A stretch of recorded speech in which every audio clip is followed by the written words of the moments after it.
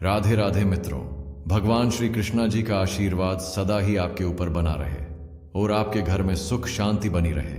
कल्पना कीजिए, कुरुक्षेत्र का मैदान, एक ओर अपार सेना, अश्वों की टापें, रणघोष और शंखनाद की गूंज, दूसरी ओर एक योद्धा अर्जुन जो अपने ही रिश्तेदारों, गुरुओं और भाइयों को देखकर भ्रम और मोह में डूब जाता है। उसके हाथ कांपने लगते हैं, उसका धनुष गिर जाता है और वह युद्ध करने से इनकार कर देता है। तभी सामने खड़े हैं परमात्मा स्वयं, भगवान श्री कृष्ण।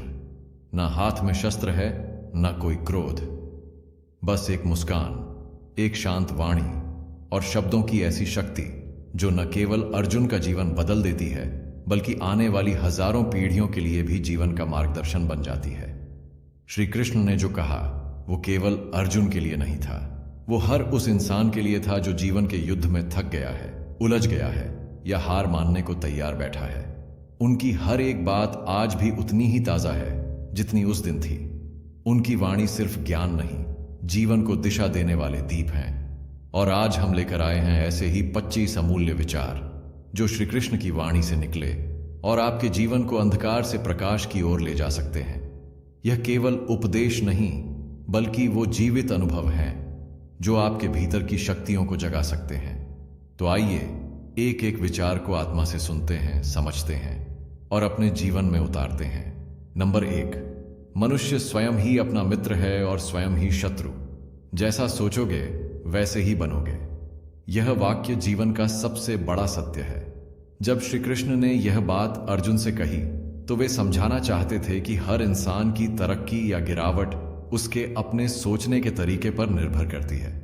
अगर हम अपने मन में अच्छे विचार रखते हैं, अपने ऊपर विश्वास रखते हैं, अपने लक्ष्य के प्रति ईमानदार रहते हैं, तो हमारा मन हमारा सबसे अच्छा दोस्त बन जाता है। वह हमें प्रेरणा देता है, रास्ता दिखाता है और कठिन समय में भी हमें टूटने नहीं देता। लेकिन जब हम नकारात्मक सोचने लगते हैं, जैसे कि मैं कुछ नहीं कर सकता, मेरी किस्मत खराब है, लोग मेरे खिलाफ हैं, तो यही मन हमारा दुश्मन बन जाता है। वह हमारी हिम्मत तोड़ता है, डर फैलाता है और हमें पीछे खींचने लगता है। जैसा हम सोचते हैं वैसा ही बनते जाते हैं। अगर कोई हर दिन यही सोचता है कि वो कमजोर है तो वह सचमुच कमजोर महसूस करने लगेगा। लेकिन जो व्यक्ति हर दिन अपने मन को यह कहता है कि मैं कर सकता हूं, मैं बदल सकता हूं, मैं खुद पर विश्वास करता हूं, तो उसका मन उसे ताकत देना शुरू कर देता है। इसलिए श्री कृष्ण कहते हैं कि तुम्हारा सबसे बड़ा सहारा भी तुम्हारा मन है और सबसे बड़ा शत्रु भी वही। बात इस पर निर्भर करती है कि तुम अपने मन को किस दिशा में ले जा रहे हो। अगर तुम अपने मन को साध लोगे तो तुम खुद को जीत लोगे, और जिसने खुद को जीत लिया उसके लिए संसार की कोई भी लड़ाई कठिन नहीं है। निष्कर्ष यह है, सोच बदलो, जीवन बदल जाएगा। मन को दोस्त बनाओ, दुश्मन नहीं। नंबर 2, कर्म करते जाओ, फल की चिंता मत करो। यही जीवन का मूल मंत्र है। यह वचन श्री कृष्ण ने अर्जुन को युद्ध भूमि में तब कहा था जब वह अपने कर्तव्य को लेकर भ्रमित हो गया था। अर्जुन युद्ध से भागना चाहता था क्योंकि वह केवल परिणाम को लेकर सोच रहा था, कौन जीतेगा, कौन हारेगा, कौन मरेगा। तब श्री कृष्ण ने उसे जीवन का सबसे बड़ा रहस्य समझाया कि इंसान का अधिकार केवल कर्म पर है, फल पर नहीं। इसका तात्पर्य यह है कि हमें अपने कर्तव्यों और कार्यों को पूरी ईमानदारी, मेहनत और लगन से करना चाहिए, लेकिन यह सोचकर नहीं कि बदले में क्या मिलेगा। जब हम फल की चिंता करते हैं तो हमारा मन बेचैन हो जाता है। हम अपने काम में न तो पूरी ऊर्जा दे पाते हैं, न एकाग्रता। इससे कार्य का परिणाम भी प्रभावित होता है और मन भी अशांत रहता है। फल हमेशा अनेक बातों पर निर्भर करता है, समय, परिस्थिति, दूसरों के कार्य, भाग्य आदि। लेकिन कर्म पूरी तरह हमारे नियंत्रण में होता है। यदि हम केवल अच्छे कर्म करते रहें और परिणाम की अपेक्षा छोड़ दें तो हमारी मेहनत एक दिन अवश्य रंग लाएगी। फल भले ही तुरंत न मिले, लेकिन वह सही समय पर जरूर मिलेगा। जब हम निष्काम भाव से कर्म करते हैं, यानी बिना किसी लालच या अपेक्षा के, तभी हमारा मन शांत रहता है, आत्मा प्रसन्न होती है और हम जीवन में संतुलित रह पाते हैं। यही सच्चा योग है, कर्म योग। इसलिए श्री कृष्ण कहते हैं कि चिंता को छोड़ो, कर्म को अपनाओ। जो अपने काम में लीन होता है वह कभी व्यर्थ नहीं जाता, पर जो सिर्फ फल की सोच में डूबा रहता है वह न कर्म कर पाता है न शांति पा पाता है। सार यह है, कर्म करना तुम्हारा धर्म है, फल देना भगवान का कार्य है। तुम अपने हिस्से का कार्य करते चलो, शेष परमात्मा पर छोड़ दो। नंबर 3, जो हुआ अच्छा हुआ। जो हो रहा है वह भी अच्छा है, जो होगा वह भी अच्छा ही होगा। यह वचन हमें जीवन के हर सुख दुख, हानि लाभ और उतार चढ़ाव को समझने और स्वीकार करने की सीख देता है। जब श्री कृष्ण यह बात कहते हैं तो वे यह नहीं कहते कि हर परिस्थिति में केवल खुशी मिलेगी या दुख नहीं आएगा, बल्कि उनका आशय यह है कि जीवन में जो कुछ भी घट रहा है वह ईश्वर की योजना का हिस्सा है और अंततः हमारे भले के लिए ही होता है। जब कुछ गलत होता है तो हम अक्सर सोचते हैं कि भगवान हमारे साथ अन्याय कर रहे हैं, लेकिन वही परिस्थिति बाद में हमें एक सीख देती है, हमें मजबूत बनाती है या हमें किसी गलत रास्ते से बचा लेती है। उस समय हमें वह बात बुरी लगती है, लेकिन जब पीछे मुड़कर देखते हैं तो समझ आता है कि वही घटना जरूरी थी। इसी प्रकार जो इस समय हो रहा है, चाहे वह हमें अच्छा लगे या बुरा, वह भी हमें किसी बड़े परिवर्तन की ओर ले जा रहा है, और जो आने वाला है वह भी हमारे लिए जरूरी होगा। हर अनुभव, हर स्थिति, चाहे वह कैसी भी हो, हमारे विकास का एक हिस्सा है। यह सोच हमें वर्तमान में जीने की प्रेरणा देती है। जब हम यह मान लेते हैं कि सब कुछ ईश्वर की इच्छा से हो रहा है और वह हमेशा हमारे हित में होता है, तो हमारा मन शांत हो जाता है। चिंता, पछतावा और डर धीरे धीरे कम हो जाते हैं। यह वाणी हमें सिखाती है कि बीते हुए को लेकर दुखी ना हो, वर्तमान को लेकर चिंतित ना हो और भविष्य को लेकर डरे नहीं। बस हर पल में विश्वास रखो, ईश्वर जो करता है वही सर्वोत्तम होता है। सार यह है, हर परिस्थिति में ईश्वर पर भरोसा रखो। हर अनुभव एक पाठ है, हर मोड़ तुम्हें तुम्हारी मंजिल के करीब ले जा रहा है। जो कुछ भी हो रहा है वह तुम्हारे अच्छे के लिए ही है। अभी भले समझ में ना आए, लेकिन एक दिन जरूर आएगा। नंबर 4, जैसे अग्नि में सोना तपकर कुंदन बनता है, वैसे ही दुख में आत्मा निर्मल होती है। इस वाणी के माध्यम से श्री कृष्ण यह समझाना चाहते हैं कि दुख, कष्ट और कठिनाइयां हमारे जीवन का अभिशाप नहीं है, बल्कि वे आत्मा को शुद्ध करने वाली अग्नि है। जैसे कच्चा सोना तब तक शुद्ध नहीं होता जब तक उसे आग में नहीं तपाया जाता, वैसे ही इंसान की आत्मा भी तब तक परिपक्व नहीं होती जब तक वह जीवन के संघर्षों और पीड़ा से होकर नहीं गुजरती। जब हम दुखों का सामना करते हैं, चाहे वह भावनात्मक हो, मानसिक हो या जीवन की परिस्थितियों से जुड़ा हो, तब हमारा अहंकार टूटता है, झूठा दिखावा गिरता है और भीतर की सच्चाई सामने आती है। हमें अपने अंदर झांकने का अवसर मिलता है। हम विनम्र बनते हैं, सहनशील बनते हैं और अपने भीतर की शक्ति को पहचानते हैं। दुख ही वह परीक्षा है जो हमें आत्मबल, धैर्य और समझदारी सिखाती है। जो व्यक्ति जीवन में केवल सुख और सुविधा में पला है, वह गहराई से जीवन को नहीं समझ सकता, लेकिन जिसने दुखों को सहा है वह भीतर से मजबूत बन जाता है और दूसरों के दर्द को भी महसूस करने योग्य बनता है। श्री कृष्ण का संदेश यह है कि जब जीवन में दुख आए तो उनसे भागो मत, बल्कि समझो कि यह तुम्हें तपाकर एक श्रेष्ठ रूप देने आए हैं। हर दुख के पीछे कोई न कोई सीख, कोई न कोई चेतावनी और कोई न कोई अवसर छिपा होता है। जैसे अग्नि सोने से अशुद्धियां निकालती है, वैसे ही दुख हमारे मन की नकारात्मकता, घमंड और मोह को जला देता है, और जब ये सब हट जाता है तब आत्मा की चमक बाहर आती है, शांत, निर्मल और दिव्य। सार यह है, दुख से डरने की नहीं, उससे सीखने की जरूरत है। वह तुम्हें कमजोर नहीं बल्कि मजबूत और शुद्ध बनाने आया है। दुख ही आत्मा का तप है और तप से ही आत्मा को सत्य मिलता है। नंबर 5, जिसका मन स्थिर है वही सच्चा योगी है। इस वाणी में श्री कृष्ण हमें योग का गहरा अर्थ समझाते हैं। आज के समय में योग का मतलब केवल शारीरिक अभ्यास या आसन मान लिया गया है, लेकिन गीता में श्री कृष्ण बताते हैं कि सच्चा योग शरीर से नहीं, मन से होता है। मन हर समय भागता रहता है, कभी अतीत में, कभी भविष्य में, कभी इच्छा में, कभी भय में। यही चंचलता हमें अस्थिर बनाती है और हम तनाव, दुख और भ्रम में जीने लगते हैं। लेकिन जो व्यक्ति अपने मन को स्थिर करना सीख लेता है, न तो अधिक प्रसन्नता में बहकता है और न ही दुख में टूटता है, वही सच्चे अर्थों में योगी होता है। मन का स्थिर होना मतलब यह नहीं कि उसमें विचार नहीं होंगे, बल्कि इसका मतलब है कि विचारों के बीच हमारा संतुलन बना रहे। कोई भी परिस्थिति हमारे भीतर की शांति को डिगा न सके। जो व्यक्ति ऐसा संतुलन बना लेता है वह जीवन में हर परिस्थिति का सामना धैर्य और विवेक से कर सकता है। सच्चा योगी वही है जो बाहर की हलचल में भी अंदर से शांत रहे। वह न सफलता पर घमंड करता है, न असफलता में हार मानता है। वह अपने कर्तव्य में लगा रहता है, लेकिन फल की चिंता किए बिना। श्री कृष्ण के अनुसार जब मन स्थिर हो जाता है तब आत्मा की आवाज सुनाई देती है, और जब आत्मा बोलती है तब जीवन का हर निर्णय स्पष्ट और सटीक होने लगता है। सार यह है, मन की स्थिरता ही सबसे बड़ी सिद्धि है। जो अपने मन को जीत ले उसने जीवन को जीत लिया। सच्चा योग शरीर को मोड़ने से नहीं, मन को साधने से आता है। नंबर 6, मृत्यु तो केवल एक वस्त्र बदलने जैसी है। आत्मा न जन्म लेती है न मरती है। इस वाणी में श्री कृष्ण जीवन और मृत्यु के सबसे गहरे रहस्य को सरल रूप में समझाते हैं। जब अर्जुन अपने स्वजनों की मृत्यु की कल्पना से दुखी होकर युद्ध से पीछे हटने लगा, तब श्री कृष्ण ने उसे आत्मा का सत्य बताया कि जिसे तुम मरता हुआ देख रहे हो वह केवल शरीर है, आत्मा नहीं। शरीर नश्वर है, यानी एक दिन नष्ट हो जाता है, लेकिन आत्मा अमर है। यह शरीर केवल आत्मा का बाहरी वस्त्र है।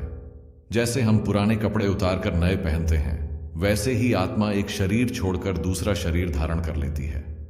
मृत्यु केवल एक परिवर्तन है, अंत नहीं।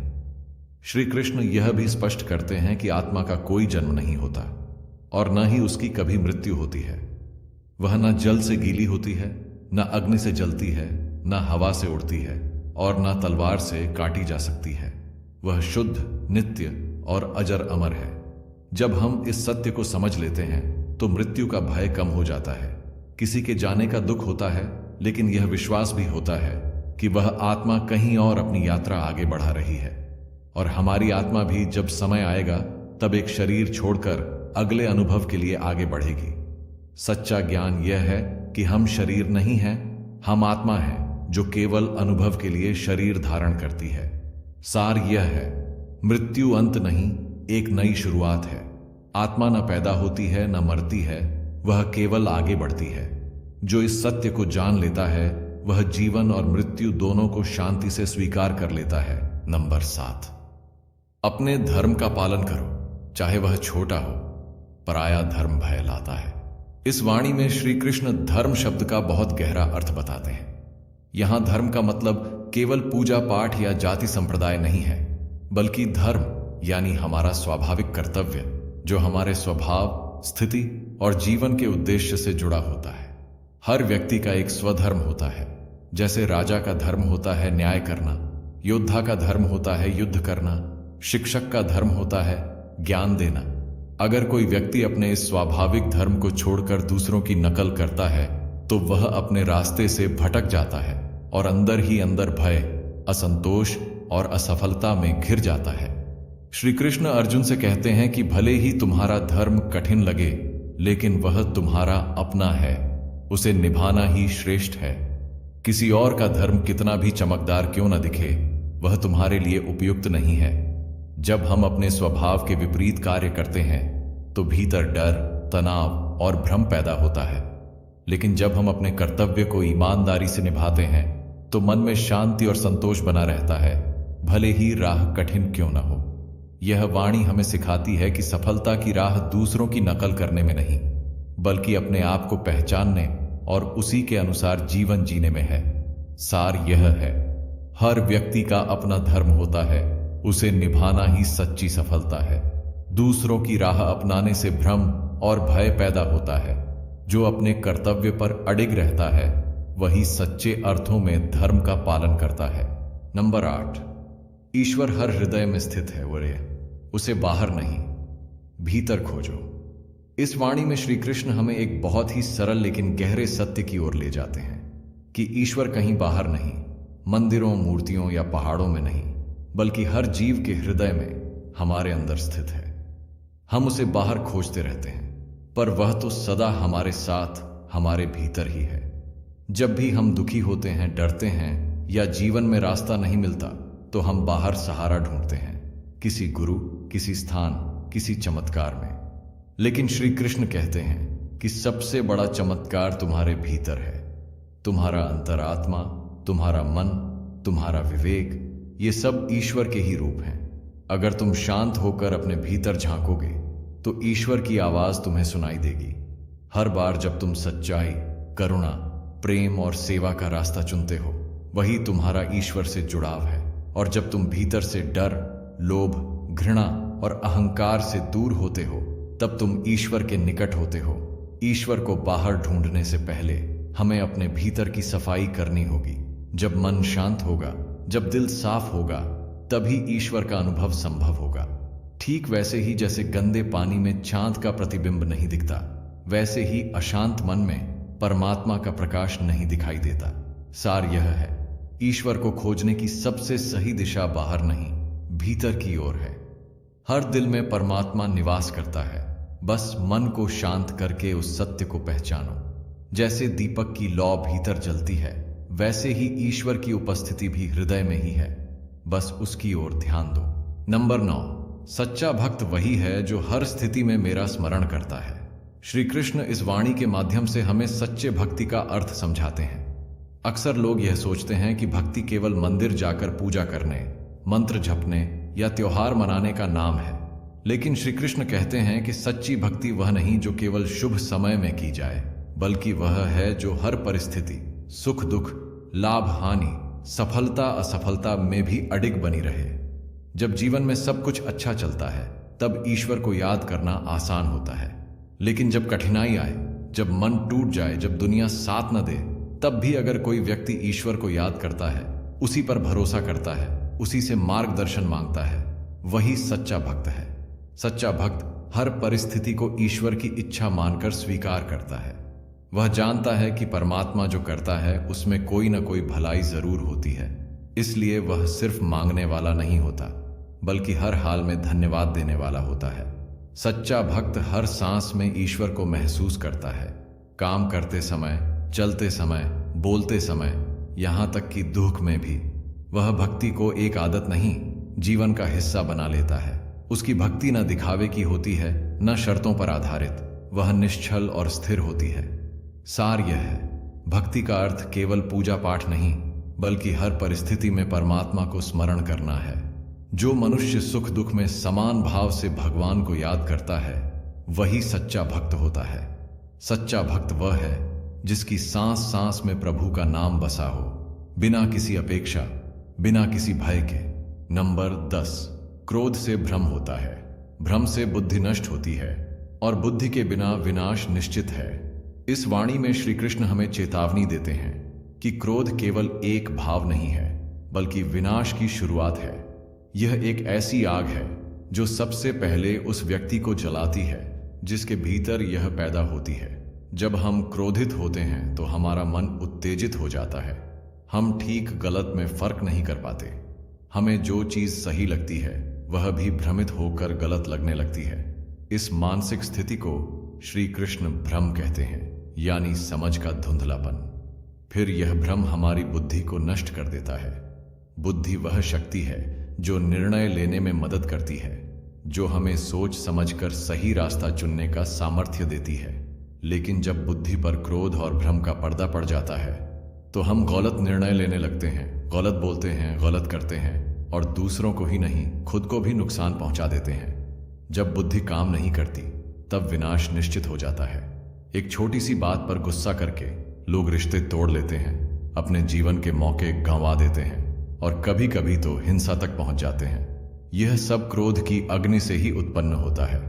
श्री कृष्ण की यह वाणी हमें सिखाती है कि क्रोध के समय चुप रहना, रुक जाना और शांति से सोचना, यह आत्म संयम ही असली वीरता है। जो अपने गुस्से को जीत लेता है वही सच्चा विजेता है।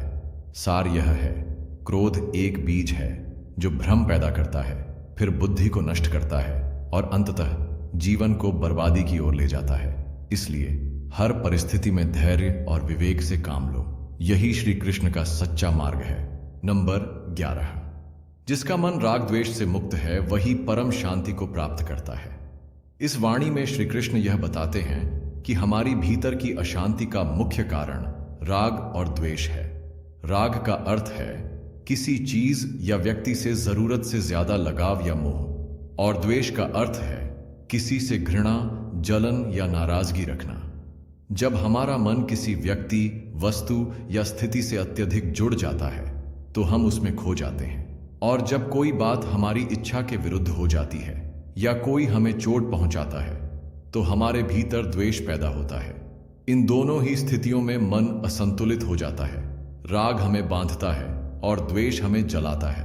दोनों ही मन को अशांत करते हैं। मोह में हम डरते हैं कि कहीं यह छिन न जाए, और द्वेष में हम दूसरों का बुरा चाहते हैं। इससे हमारी ऊर्जा नकारात्मक हो जाती है। श्री कृष्ण कहते हैं कि जो व्यक्ति इन दोनों से ऊपर उठ जाता है, न किसी चीज से जरूरत से ज्यादा मोह करता है, न किसी से बैर रखता है, वही सच्ची शांति प्राप्त करता है। वह हर स्थिति को संभव से देखता है और उसका मन भीतर से शांत और स्थिर रहता है। यह वाणी हमें यह भी सिखाती है कि शांति बाहर से नहीं आती, वह भीतर से आती है। तब जब मन पर कोई बोझ न हो, कोई जलन न हो, कोई मोह न हो। सार यह है, राग और द्वेष मन के दो बंधन हैं। जो इनसे मुक्त हो जाता है वही जीवन की सच्ची शांति और आनंद को अनुभव करता है। संतुलित और संभावी मन ही प्रभु की ओर बढ़ सकता है। नंबर 12, जो स्थिर बुद्धि है, जिसे न सुख विचलित करता है न दुख, वही ज्ञानी है। श्री कृष्ण इस वाणी में एक ऐसे व्यक्ति की पहचान कराते हैं जो सच्चे अर्थों में ज्ञानी यानी बुद्धिमान है।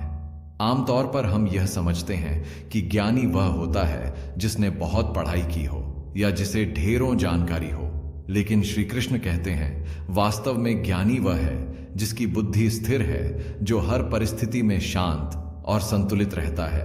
जब हमें सुख मिलता है, जैसे धन, प्रशंसा, सफलता, तो हम बहुत उत्साहित हो जाते हैं। कभी कभी अहंकार भी आ जाता है, और जब दुख आता है, जैसे अपमान, नुकसान, बीमारी, तो हम टूट जाते हैं, निराश हो जाते हैं। लेकिन जो व्यक्ति इन दोनों स्थितियों में अपने मन और बुद्धि को संतुलित रखता है, वही सच्चा ज्ञानी होता है।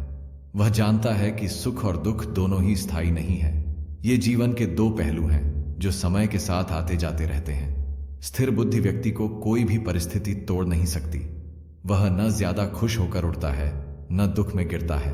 उसका ध्यान अपने कर्तव्य पर होता है और वह भीतर से शांत रहता है। श्री कृष्ण हमें यही सिखाते हैं कि बुद्धिमत्ता का अर्थ बाहरी ज्ञान नहीं, बल्कि अंदर की स्थिरता है। जो बाहर की दुनिया में चाहे जैसी भी हलचल हो, लेकिन भीतर से शांत और स्थिर रह सके, वही जीवन को सही रूप में समझ पाया है। सार यह है, सच्चा ज्ञानी वह नहीं जो बहुत जानता है, बल्कि वह है जो हर सुख दुख में समान रहता है। जिसकी बुद्धि स्थिर है, वही सच्चे अर्थों में आत्मज्ञान के मार्ग पर है। नंबर 13, सत्य बोलो पर उसे मधुर बनाकर कहो। कटु सत्य भी विनम्रता से कहा जाए। इस वाणी में श्री कृष्ण सत्य और वाणी की मर्यादा का गहरा संदेश देते हैं। वह हमें बताते हैं कि सत्य बोलना जीवन में आवश्यक है, लेकिन उसे कैसे कहा जाए, यह भी उतना ही महत्वपूर्ण है। कई लोग कहते हैं, मैं तो सिर्फ सच बोलता हूं, लेकिन वह सच इतना कठोर, अपमानजनक या ताना मारने वाला होता है कि सामने वाला आहत हो जाता है। श्री कृष्ण कहते हैं कि सत्य का उद्देश्य किसी को चोट पहुंचाना नहीं, बल्कि मार्गदर्शन करना होना चाहिए।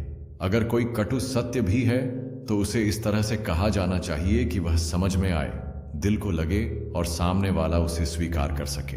जो बात आप क्रोध में या कठोर शब्दों में कहेंगे, वही बात अगर आप प्रेम और विनम्रता से कहें तो उसका असर कई गुना बेहतर होता है। श्री कृष्ण यह भी समझाते हैं कि वाणी में संयम और करुणा होना चाहिए। शब्दों में बहुत शक्ति होती है, वे किसी को तोड़ सकते हैं या किसी को जोड़ सकते हैं। इसलिए सच बोलते समय यह ध्यान रखें कि वह दूसरों को नीचा न दिखाए, बल्कि उन्हें सही दिशा दिखाए। सार यह है, सत्य बोलना महान है, लेकिन उसे कैसे और कब बोला जाए, यह समझना उससे भी बड़ा गुण है। वाणी में मिठास हो, भाव में करुणा हो और उद्देश्य सुधारने का हो, यही श्री कृष्ण का मार्ग है। कटु सत्य भी अगर प्रेम से कहा जाए तो वह शिक्षा बन जाता है और रिश्ते नहीं टूटते। नंबर 14, माया से बाहर आना है तो विवेक और भक्ति की नाव पर चढ़ो। इस वाणी में श्री कृष्ण हमें संसार की सबसे बड़ी बाधा, माया से मुक्त होने का उपाय बताते हैं। माया का अर्थ है इल्यूजन, वह जो दिखता है पर असली नहीं है। यह माया हमें धन, मोह, शरीर, रिश्तों, प्रतिष्ठा आदि में उलझा कर रखती है और हम इन सबको ही जीवन का अंतिम सत्य समझने लगते हैं। माया का प्रभाव इतना गहरा होता है कि हम असली आत्मा को भूलकर सिर्फ शरीर की पहचान में जीते हैं। हमें लगता है कि जो कुछ हमारे पास है वह स्थायी है, लेकिन जब यह सब छिनने लगता है तब हम दुख में डूब जाते हैं। श्री कृष्ण कहते हैं कि इस माया के समुद्र को पार करना आसान नहीं है, लेकिन अगर तुम विवेक और भक्ति की नाव पर चढ़ जाओ तो यह असंभव भी नहीं। विवेक यानी सही और गलत में फर्क करने की शक्ति। जब हम समझते हैं कि यह संसार क्षण भंगुर है और आत्मा ही सच्ची है, तब माया का प्रभाव कम होने लगता है। भक्ति यानी अपने मन, भाव और जीवन को प्रभु के चरणों में अर्पित करना। जब भक्ति के सहारे जीवन जीते हैं तो ईश्वर हमें इस भ्रम से निकालते हैं। श्री कृष्ण हमें सिखाते हैं कि माया से लड़ो नहीं, बस पहचानो कि यह असली नहीं है और फिर अपने जीवन को विवेक और भक्ति से भर दो। धीरे धीरे यह भ्रम मिट जाएगा और आत्मज्ञान का प्रकाश दिखाई देने लगेगा। सार यह है, माया से निकलने का मार्ग कोई बाहरी उपाय नहीं, बल्कि अंदर की समझ यानी विवेक और ईश्वर से प्रेम यानी भक्ति है। जो अपने भीतर सच्चाई को देखता है और ईश्वर को पकड़कर चलता है, वही इस संसार के भ्रम से मुक्त होता है। नंबर 15, जो अपने मन को जीत लेता है वह समस्त संसार को जीत लेता है। श्री कृष्ण इस वाणी में जीवन का एक गहरा सत्य उजागर करते हैं। मन पर विजय ही सच्ची विजय है। संसार को जीतना, दूसरों को हराना, सफलता पाना, यह सब तभी संभव है जब इंसान अपने मन को नियंत्रित करना सीख ले। हमारा मन ही वह शक्ति है जो हमें ऊपर उठा सकता है या नीचे गिरा सकता है। यही मन हमें आलसी बना सकता है या परिश्रमी। यही मन डर पैदा करता है और यही मन साहस भी। जब मन अस्थिर होता है तब इंसान भ्रमित हो जाता है। उसे न दिशा दिखाई देती है न लक्ष्य। लेकिन जब मन स्थिर और नियंत्रित होता है तब इंसान दृढ़, निश्चयी और अडिग हो जाता है।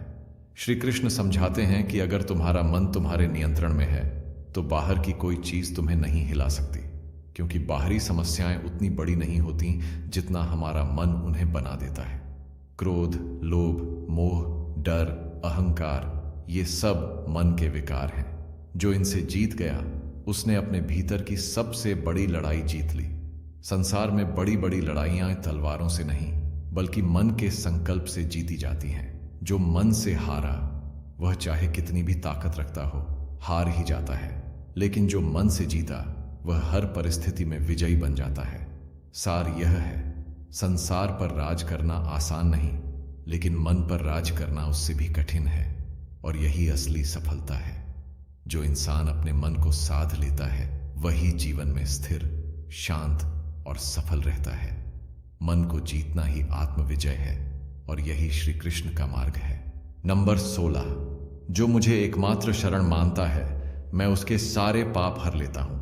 यह वाणी श्रीमद् भगवद गीता के सबसे भावनात्मक और करुणामय उपदेशों में से एक है। इसमें श्री कृष्ण हमें यह आश्वासन देते हैं कि यदि कोई व्यक्ति पूरे मन, विश्वास और समर्पण के साथ ईश्वर को अपनी अंतिम शरण मान लेता है तो उसके जीवन के सभी पाप, गलतियां और अधर्म प्रभु स्वयं नष्ट कर देते हैं। मनुष्य जीवन में अनजाने में कई पाप कर बैठता है, कभी विचारों से, कभी कर्मों से, कभी शब्दों से। बहुत बार वह इन पापों के बोझ से दुखी हो जाता है और आत्मग्लानि में डूब जाता है। ऐसे में श्री कृष्ण यह भरोसा दिलाते हैं कि जो व्यक्ति सच्चे मन से भगवान की शरण में आ जाता है, अपने अहंकार को छोड़कर स्वयं को ईश्वर को अर्पित कर देता है, उसका उद्धार निश्चित है। शरण का अर्थ केवल डरकर भगवान को पुकारना नहीं, बल्कि यह मान लेना कि मेरे जीवन का सच्चा सहारा केवल ईश्वर है। जब हम सब कुछ प्रभु को सौंप देते हैं, अपनी इच्छाएं, दुख, असफलताएं और कर्म, तब भगवान उस आत्मा को अपने प्रेम से ढक लेते हैं और उसके समस्त पापों को जला देते हैं। यह वाणी आशा और मुक्ति का द्वार खोलती है। चाहे कोई कितना भी भटक गया हो, अगर वह मन से प्रभु के चरणों में आ जाए तो उसका कल्याण निश्चित है। ईश्वर न्याय से अधिक करुणा में विश्वास करते हैं। सार यह है, ईश्वर की शरण में आने का अर्थ है खुद को उनके हवाले कर देना। जो ऐसा करता है उसके जीवन में फिर भय, पाप और पछतावा शेष नहीं रहता। यह वाणी बताती है कि भगवान के दरबार में देर हो सकती है, पर अंधेर नहीं। समर्पण ही मोक्ष का मार्ग है। नंबर 17, हर जीव में मैं ही हूं, पर हर किसी को मैं दिखता नहीं। इस वाणी में श्री कृष्ण हमें आत्मा और परमात्मा की एकता का गहरा रहस्य समझाते हैं। वह कहते हैं कि मैं हर जीव के भीतर विद्यमान हूं, चाहे वह मनुष्य हो, पशु हो, पक्षी हो या कोई भी प्राणी। हर जीवन में परमात्मा की एक चिंगारी है, क्योंकि वही तो सृष्टि का मूल है। हम सभी में जो चेतना है, जो सोचने, समझने, महसूस करने की शक्ति है, वह उसी दिव्य आत्मा का अंश है। ईश्वर बाहर कहीं नहीं, बल्कि हमारे भीतर, हमारे अंतःकरण में ही बसे हैं। लेकिन श्री कृष्ण यह भी कहते हैं कि यद्यपि मैं हर जीव में हूं, पर हर कोई मुझे देख नहीं पाता। इसका कारण है अज्ञान, अहंकार, वासना, मोह और माया। जब मन पर माया का पर्दा होता है, तब इंसान केवल शरीर, रूप, नाम और व्यवहार को देखता है और भीतर के ईश्वर को पहचान नहीं पाता। जिस दिन कोई व्यक्ति हर जीव में ईश्वर को देखने लगे, उसी दिन से उसका दृष्टिकोण बदल जाता है। वह किसी को छोटा बड़ा नहीं समझता, किसी से घृणा नहीं करता और हर प्राणी में करुणा और प्रेम देखता है। यह भाव ही भक्ति का चरम है। जब इंसान यह समझ लेता है कि सामने वाले में भी वही आत्मा है जो मेरे भीतर है, तब उसका व्यवहार दिव्य हो जाता है। वह दूसरों को चोट नहीं पहुंचाता, सेवा में आनंद पाता है और खुद को अलग नहीं मानता। सार यह है, ईश्वर हर जगह है, खासकर हर जीव के भीतर। उन्हें देखने के लिए आंख नहीं, भावना और आत्मिक दृष्टि चाहिए। जो हर प्राणी में प्रभु को देखता है, वही सच्चा ज्ञानी और भक्त कहलाता है। नंबर 18, जब जब अधर्म बढ़ता है, मैं धर्म की स्थापना के लिए जन्म लेता हूं। यह श्रीमद् भगवद गीता की एक सबसे प्रसिद्ध और शक्तिशाली वाणी है। इसमें श्री कृष्ण बताते हैं कि जब संसार में अधर्म, अन्याय, अत्याचार और पाप का बोलबाला हो जाता है, जब सज्जन और सच्चे लोग पीड़ित होने लगते हैं, तब मैं स्वयं धरती पर अवतरित होता हूं। श्री कृष्ण यहां यह स्पष्ट करते हैं कि ईश्वर केवल किसी मंदिर या मूर्ति में सीमित नहीं है। जब संसार में संतुलन बिगड़ने लगता है, जब सच्चाई दबने लगती है और जब मानवता खतरे में होती है, तब ईश्वर स्वयं किसी रूप में जन्म लेकर धर्म की रक्षा करते हैं। धर्म का अर्थ केवल पूजा पाठ या किसी विशेष परंपरा का पालन नहीं है, बल्कि धर्म का अर्थ है सत्य, करुणा, न्याय, कर्तव्य और सद्गुण। जब यह सब लुप्त होने लगता है, तब ईश्वर का अवतार होता है। भगवान राम, भगवान कृष्ण जैसे अनेक अवतार इसी सिद्धांत पर हुए। जहां अधर्म का अंत कर उन्होंने धर्म और सच्चाई को पुनः स्थापित किया। यह वाणी हमें न केवल यह बताती है कि भगवान सदैव हमारे साथ है, बल्कि यह भी प्रेरणा देती है कि हम कभी अधर्म, अन्याय और बुराई से समझौता न करें।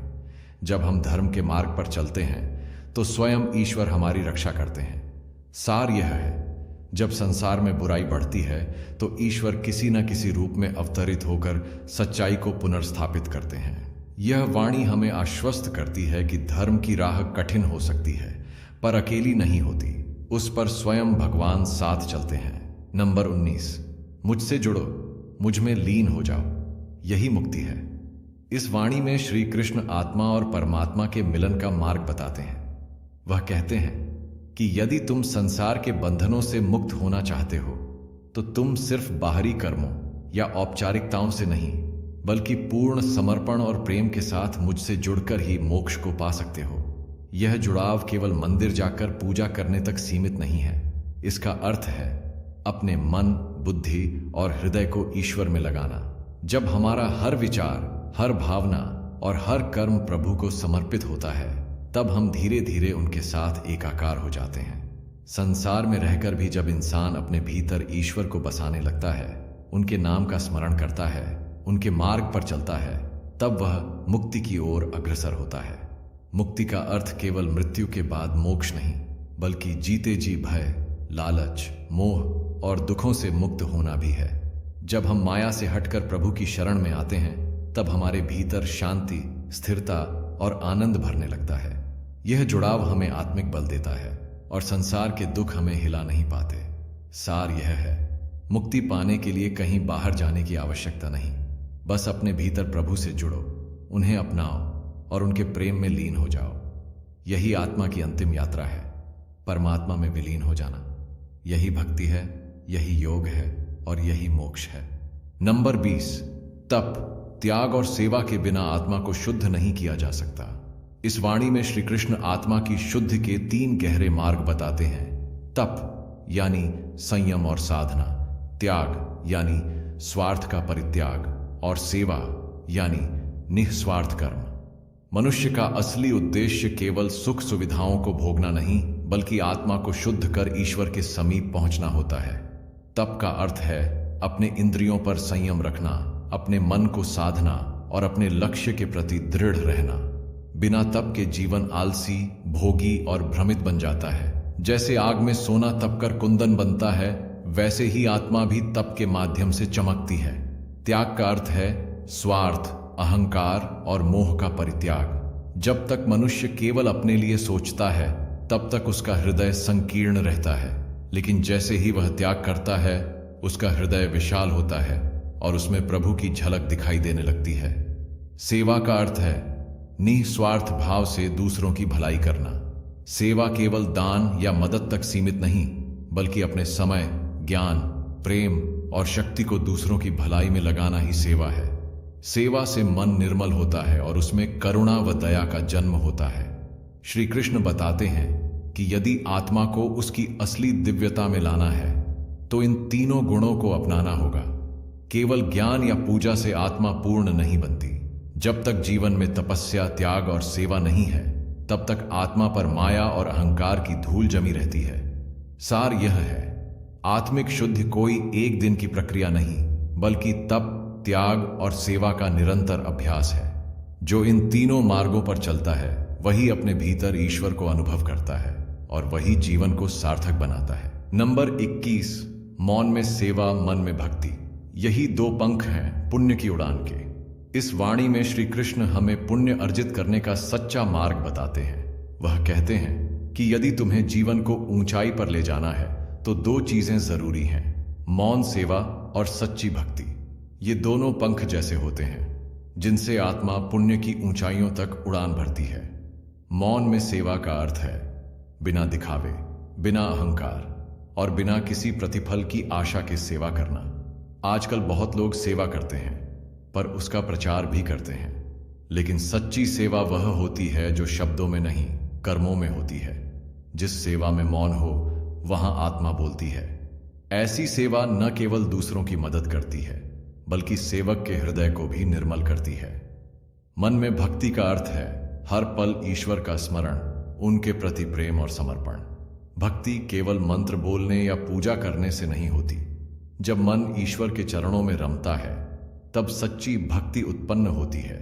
मन में भक्ति का भाव इंसान को अहंकार से बचाता है और उसे विनम्र तथा करुणाशील बनाता है।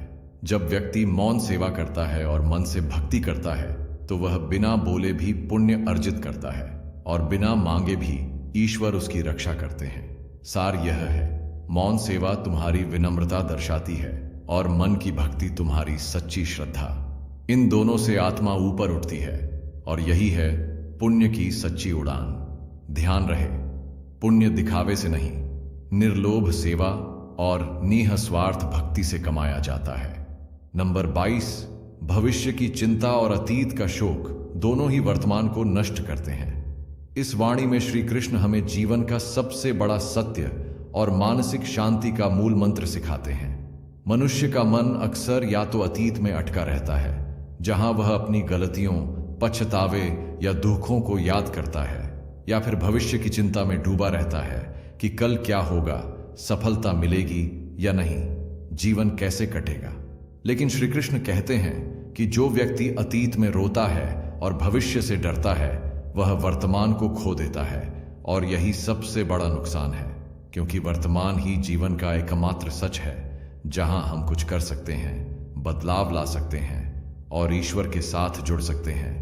अतीत में जो हुआ वह बदला नहीं जा सकता, वह केवल सीख के रूप में याद रखा जा सकता है, और भविष्य अभी आया ही नहीं है, इसीलिए उसकी चिंता करना व्यर्थ है।